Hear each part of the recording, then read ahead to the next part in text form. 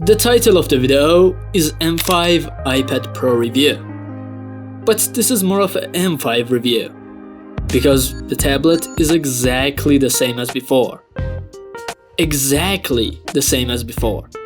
Even if you want to buy a new MacBook, this video will be useful to you, because it is in the same situation. So, let's do the video. I divided the video into 3 parts: hardware, software, and things that haven't changed and honestly can't be faulted.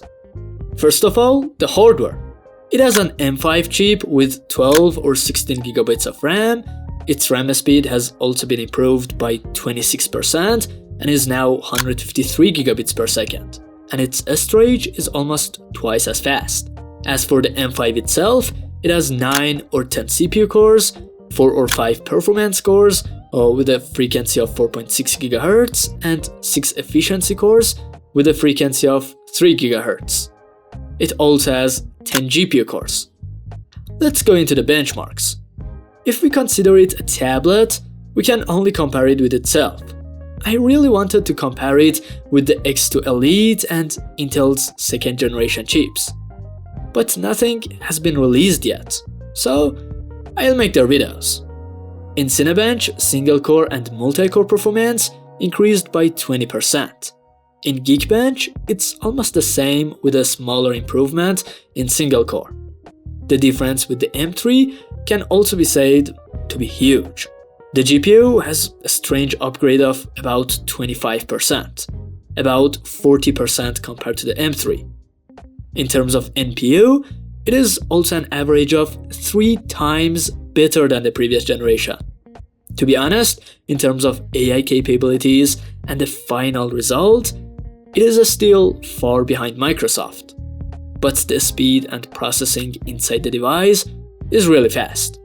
Of course, the NPU is also useful in editing and other softwares. It also has the new N1 chip that enable Wi-Fi 7 and Bluetooth 6. Let's get beyond numbers. We have to go into software, because for years now, the problem with the iPad Pros has not been processing power. Not even close. It's the use of this processing power. The iPad is really getting closer to being a touch laptop. But Apple still wants to maintain that boundary. The MacBook is still being produced after all. The multitasking system has improved greatly, many editing apps have been added to it. If you are doing everyday tasks, now it can completely act like your laptop with a magic keyboard, and the Apple Pencil Pro is completely unrivaled. But the Mac is still more professional.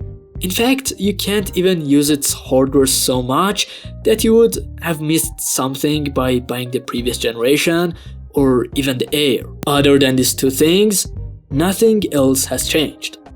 And as I said in the video, it's not bad at all.